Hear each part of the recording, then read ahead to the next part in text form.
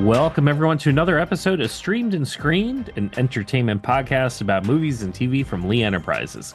I'm Terry Lipschutz, managing editor of the National Newsroom at Lee and co-host of the program with Bruce Miller, editor of the Sioux City Journal and a longtime entertainment reporter. Bruce, we are celebrating the conclusion of awards season. It is done. The Oscars. We've got our big winners, and I guess we could say there's no surprises because you pretty much nailed everything, right? We got them. We got the winners. You know what it is, though? It's just handicapping as it goes along. If you really want to bet money on it in Vegas, start early in the season and look and see what wins. And then you can kind of gauge. The big question everybody had was, why didn't Demi Moore win the Oscar? And truly, it wouldn't happen for her because she's in a horror film, which they don't, if they were going to give horror films Oscars, why didn't Psycho win, right? Right, sure. She's one half of a character. She's not the whole character. You know, there was another person who played the other part of her, and she has never been nominated before now. If you want to feel sorry for somebody, feel sorry for Glenn Close. Glenn Close has been nominated forever, should have won a number of times. But this is a first-timer thing for Demi, and maybe it'll get her more work and get her better roles. So I don't think it's a misstep. And you look at Mikey Madison, who won. It was a really great performance, and she did a lot of stuff, and it's a great way to introduce her to bigger roles in the future. She is very much in the Emma Stone kind of track at this point. So I look for big things from her. Yeah, it was an interesting night. I mean, obviously the big winner was Sean Baker. I mean, he just cleaned up. Wow. Do you think he has enough room for all those Oscars? 4 of them for just himself. And the only other person to win 4 in one night was Walt Disney. Now that's, wow. And that was 4 different films. This is 4 for one film. Yeah. I saw a picture of him holding 4 Oscars, and I hadn't, when I saw the picture, I hadn't had a chance to see the entire broadcast to that point. And I'm thinking to myself, well, okay, I know he got the screenplay. I knew he had director. I knew Best Picture, but I'm like, what is that 4th one? Editor. Editing. Yeah. Wow. I mean, he just did everything. Yeah. And that's the kind of the key, the bellwether award is if you get editing, it's a good shot that you'll win Best Picture. Okay. Doesn't always happen, but it's a good shot that could be next. So when he picked up that one, it was like, okay, let's just march to the end right now. It's just a slam dunk. And I thought it was funny. He kind of took a crack at himself about good stuff to work with because of the director, right? Well, but, yeah, it was a cheap film too. Yeah. And even though it probably has not made a lot of money, he did make a lot of good points about independent film, about showing films in theaters. And everything he said was not going against what needs to be said. So I was glad he won. You know, we'll get in now, I guess, a little bit to the broadcast. So my Sundays are always interesting because I have a lot of family stuff going on. And I was actually coaching softball on Sunday evenings right now. So by the time I got home from it... You missed it all. I think I came in right around the time Queen Latifah was finishing up singing The Wiz, right? So it was right before they got to the big award. Best Actor through, you know, Best Picture. So I didn't get a chance to see the entire broadcast immediately, but I DVR'd it and then went back and basically started it. And one interesting thing here is, so my wife she likes watching movies. She's not somebody who's going to sit down and watch Anora. I tried to get her to watch Oppenheimer with me when it came on. I think she was out cold, 20 minutes into it. She's not going to watch Anora. I'll have to get to that one on my own. No Brutalist either. That Brutalist is never happening. It is not going to happen. The interesting thing here is I popped on the start of it last night. I wanted to watch the beginning and then kind of get caught up to where I had finally picked it up so we can talk about it. And what I found interesting is so my wife is not big into, she likes watching movies, but she likes more of kind of, your popcorn movies and that kind of thing. But she really enjoyed, she says she doesn't normally like watching the Oscars, but she liked this Oscars. Like she found Conan O'Brien enjoyable to watch. and she thought the show in general was well done. I guess, like, from your perspective, as somebody who's seen a lot of Oscar shows, seen a lot of Oscar hosts, what are your thoughts on Conan and the broadcast in general? I would watch anything that involved handing out trophies. So that's, Right. no matter what you did, I would still be there for it. Conan was good, but he was not controversial and wasn't somebody who was going to poke at something that you go, wait a minute there. I look back at old Bob Hope ones. Bob Hope was very anti-international. If you listen to any of his monologues, and he talks about how those Brits are coming over here and stealing our awards, that kind of stuff. You think, wow, that was how the host behaved. So that was different. But Conan didn't delve into Trump for the most part, and Right. he didn't talk about kind of some problems with unions and whatnot in the business itself. So he was an amiable host. He didn't get in the way, but he also kind of left his moments in short bursts. The idea that at the beginning where he comes out of the body like Demi Moore, Right. that was an interesting little bit. Yeah. I don't know if he needed the song and dance number, but he did that. So he was checking off things that he needed to do. But I thought he was fine. I'd see him coming back another year. But I don't think he was any better than Jimmy Kimmel. I think Jimmy Kimmel did a good job. And if they're looking for somebody now, well, they got two that they can choose from. I liked Conan. I thought it was a good broadcast. He's the type of host that you're not going to get very controversial. It wasn't over the top, but I think there's that wide appeal. And I think the one issue you can run into with Hollywood is it tends to be very left leaning, right? Considering how polarized the country has gotten, whether it's Ukraine, the controversies in the Middle East, obviously what's going on with the federal government right now with the new president. The show could have gone in a lot of different directions, but the focus of the show is ultimately on entertainment and on movies, and I'm kind of tuning in for that, and that's really what I would like to see. I don't mind having some moments, and I don't think we should be preventing recipients from using it as a platform to kind of like share a message, but ultimately this is about movies, it's about entertainment, and I hope that's what the focus is on, not necessarily what else is going on in the world. There were a couple who had mentions of this, that, and the other thing, but it wasn't one where you felt uncomfortable if you were not on that same side. I was surprised. The opening was good because what do? You start with the song that is perhaps the best song winner ever, Somewhere Over the Rainbow. And then you kind of spread it into today, which is Wicked. That really worked. Two powerhouse singers. I mean, let's talk about handing out awards. Those two could win for just singing. But then I thought it was wrong when they did a tribute to Quincy Jones to include another song from The Wiz when we've already had one from The Wiz, and they could have picked a different movie that he was behind. So those are my squabbles with the show. I sat there. I was ready for it. And they gave pretzels to people. There was a box underneath the seats, and it was a pretzel from Conan. So if you saw anybody eating a pretzel, that's what it was. They always were focusing on Timothée Chalamet. They were always leaning over there, and he was with one of the Jenner girls, I believe, right? They were always going over there, and that says right away, if you're on the screen too much, you're not winning.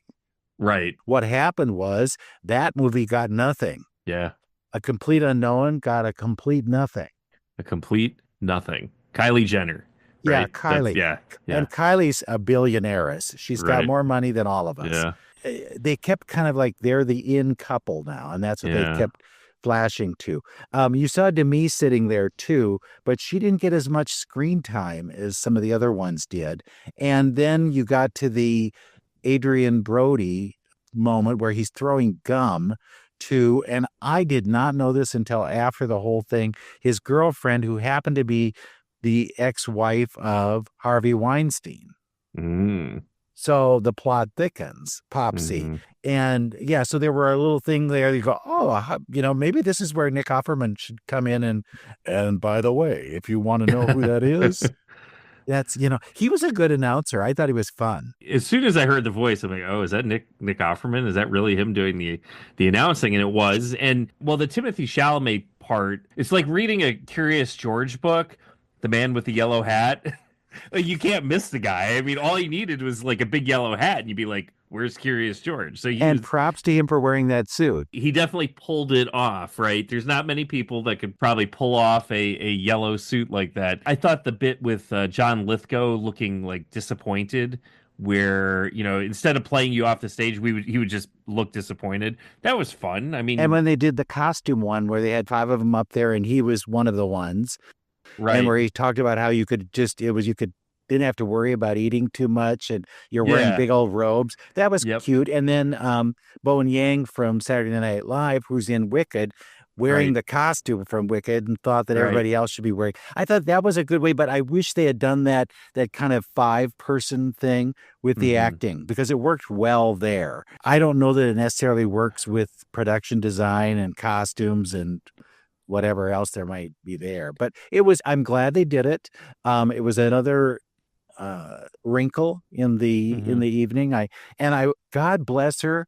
Thank you, Goldie Hawn, for talking about cataracts, because I had cataract surgery and it was like, get it, Goldie. You're going to love it. It's going to be the best thing. You'll see everything. And you can read the teleprompter that's a mile away from you. That's right. But, yeah. And now you see, if you looked online or on social media, it was like, she talks about the dreaded disease that's taking her down. It was cataracts, for God's sakes. You brought up an interesting point with production design, the costume design, where they're kind of talking about each nominee. And I like that, because here are a lot of folks that aren't front and center. I mean, we all know who Timothy Chalamet is or Demi Moore, right? So it's a good opportunity to really honor some of those folks behind the scenes, and you just have no idea who they are, which is great. I didn't enjoy as much kind of that odd gushing over the supporting actors and the best actors, where it's like, you're one of my favorites ever, and I really love, Kieran, I loved working with you in that. My problem with that is I feel like we still need a proper introduction of sorts. Like, I know these are stars, but like you and we pay attention to who's nominated. If my wife, like, she probably knows who most of those people are, but I guarantee you she probably had no clue who Mikey Madison was. They could use name lines under the people. Right. If you're flashing on somebody, put their name up. So then you go, oh, that's that one. Yeah. Give me a name and give me the film you're in. That's all I ask for, because we're assuming that all billion people worldwide watching this show knows what's going on, and I guarantee you probably half the people watching don't actually know who half these people are. And a lot of them look alike. I know that sounds terrible, but a lot of Oscar nominees look alike. But you go, which young actress is that? Is she the one in the Bob Dylan movie, or is she the one in The Brutalist, or is she the one, so you go through all of that and you go, well, why didn't they just tell you? They try to act too cozy with these people, especially the ones out on the red carpet. Oh, can I please have that job? I would do it in a heartbeat. Here's another thing I found odd is they had a lot of models. Models were invited to this year's Oscars. And so you'll see now, look on social media, you'll see a lot of models have posted their pictures from the Oscars. You think, well, why in the hell were they there? They didn't need to be there. There could have been some other actors that could have gotten a gig there. Exposure. We could have been there. What the heck? Yeah, there you go. Well, I'm not a model, so. Yeah, but you could be. You could be. Right? Yeah. And then I think there was no speech that you went, this speech was just incredible. Right. There were ones that made a point or two, but nothing where you go, oh my God, they talked about their whole life and they thanked their mom or they thanked a teacher or whatever. And it never got that point. And Adrian Brody, I'm sorry, you got to shorten it up a little bit. He could. It bothered me in a few areas. Like one where he basically told them to stop playing me off. Like, this isn't my first rodeo. It's like, all right, this show is really going on long. We do need to tighten this up. but it bothered me also because if you go back however many awards prior to one of those minor, like a sound editing, or there was four Right. guys that went up there to win an award. Three of them got to talk, and then the fourth one goes up, and he's like, they already cut. Thank you. They killed his mic. He couldn't even hear him say Right. anything. So it's like, no, we have no idea who they are because they're just behind the scenes folks. This is their shining moment. Let them just say thank you. Like tell all these. We know you have to walk a mile and a half down because your seats are not front and center. So you're coming up from the rafters. So it takes you like 2 minutes to get up to the stage to begin with. We're not going to start your time until you actually get on the stage. And like at the very least, like let him just say thank you, but start playing him off. Adrian Brody, we needed to play you off. And I also thought, I thought the story that Kieran Culkin was telling about his wife and having more kids, it was funny. We kind of went on forever, and you imagine how much longer the show would have been if we played all five songs that got nominated Oh, like they used to, which I'm not disappointed to see that tradition well, they gone. weren't good songs, to Yeah. be honest. They weren't. There wasn't somebody there you go, oh my God, that was that hit of the last year. There Yep. wasn't one. No. And poor Diane Warren, they didn't point out that this was her, I think, 16th loss in that category. And Poor her Diane. song was actually kind of good. Yeah. But the problem is it's with a movie that isn't one of the top movies of the year. So Right. that's how you're not going to win, is Yeah. if you're kind of the stray in the bunch, they're not going to Right. give you best song. All the best picture nominees will get something. They spread it around, and they've been Yeah. doing that lately a lot. The only ones didn't were A Complete Unknown, didn't get Right. anything, and Nickel Boys. Those Yeah. were the two that didn't win anything, but the others were all represented with at least one. Yeah, I was disappointed with A Complete Unknown not getting anything because I thought, well, let's face it, there's just so many good movies. It's tough to spread it around Sound would have ultimately. been a good one for it Yeah. because they did Yep. a lot of that, the sound at concerts and things. And I thought, well, yeah, it had a good sound. But if you're going up against aliens or creatures or whatever, Yeah, and we did get to see the sandworm playing the harp, so that was twice they twice. spent too much money on it. We've got to bring them out We more got to than do it once. twice. Yeah. So now the other big thing that came out of this is now Ray Fiennes. We have to call him Ralph Fiennes, right? Because he was nominated again Didn't win and enough. didn't win. So you are now Ralph Fiennes. But Talk about one who deserves to win. There's somebody who yeah, is always good. And yeah, maybe you take him for granted and you don't give him the award that he yeah, deserves. yeah. Well, he's an interesting one too, in that he ended up in the you talked about James Bond, but he ended up in the Bond movies recently when he Right. replaced Judi Dench. Right. Who and that's another, she is someone who's been nominated and she's actually won multiple times too.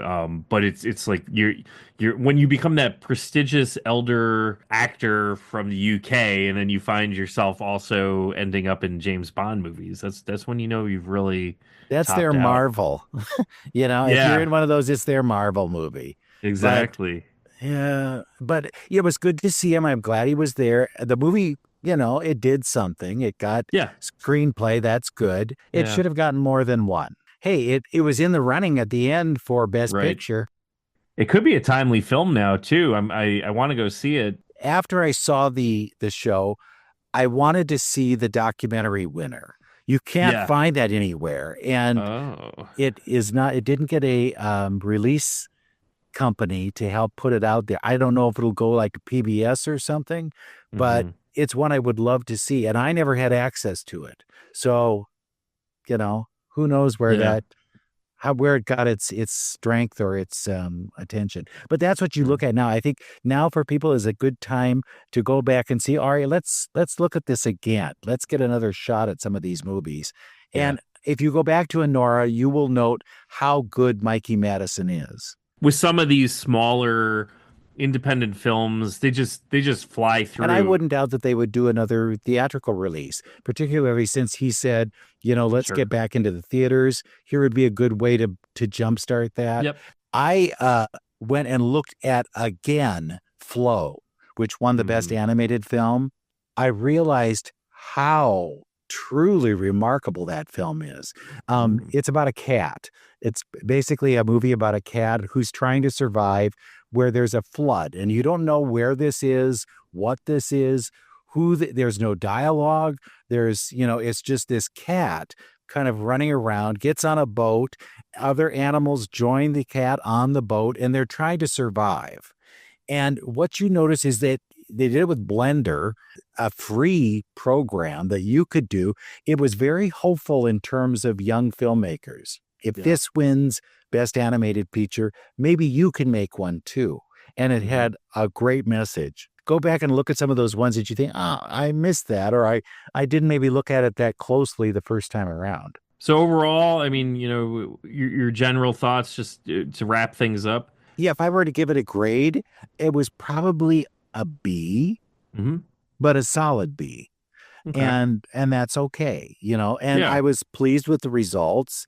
Like, it matters. Next year, we're going to say who won last year, and you won't remember a name. Right. Unless they're presenting, you don't know who these people are. I'm kind of with you, B plus maybe. I think it was a missed opportunity for a tribute to David Lynch. He died this last year. You had Isabella Rossellini nominated this year. She was wearing a blue velvet dress. Come on. How much better does it get? Kyle MacLachlan was in the audience. So there was a lot there that they could have unpacked for the audience, and maybe let some of those other things go. Yeah. Quincy's gotten tributes now at every show there is. Right. And I'm not speaking against these people, because they deserve the attention. I'm not saying that they don't. And I know with the In Memoriam, which is one of my favorite segments every year to kind of look back at those that we've lost. There was quite a few folks, like, not just David Lynch, but James Earl Jones was the past year. John Amos was in the past year. I know, obviously Gene Hackman was very recent, just in the past week or so. It would have been nice to have a little bit more of a tribute, maybe to some of those super A-listers, where they give you some, a few more segments from their movies. Or that one never is pleasing to anybody. There are always somebody's missing from the list, or you didn't pay enough attention. And then there's like a publicist or something on there, and you go, why did they get on there? Right. But they do have that extra thing. You can go online and see the ones that didn't get main screen coverage at the Oscars. But, I don't know that you can, unless you did a a list, and had everybody send in, here's who died this year. Right. And then you just scroll at it on the screen, and then you go, oh my God, there they are. But anyhow, you think, I didn't realize that one was dead. Yeah. When you look at that list. And for me, I look at who I interviewed out of the bunch that had died. Mm-hmm. And it's getting more and more than you can imagine. So that's where time catches up with everybody eventually.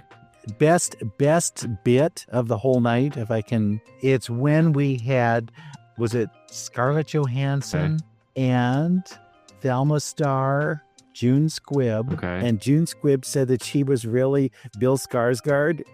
Bill Skarsgård plays her all the time. I thought that was really cute. It was a good kind of a bit. What are we looking for this year? Is there anything like, Wicked 2 we've talked about as maybe... 2. I mean, I think they sat there thinking, well, we really don't have to worry. We've got another one. We'll probably be in these same seats next year. Don't sweat it. Meanwhile, the Dune people are going, are we getting anything? Are we getting anything here? Yeah. So so I think that'll be a big one. There's a new Robert Pattinson movie that's just coming out, Mickey 17th, that's getting good buzz, and that should be something that will play in. But look at Anora. Did you hear of that before it started hitting? No. So there's something lurking that will be out there, and it tells us the big thing is get to the movies, go see the movies, and you never know what you might find. A lot going on, and we'll be back again with another episode of Streamed and Screened.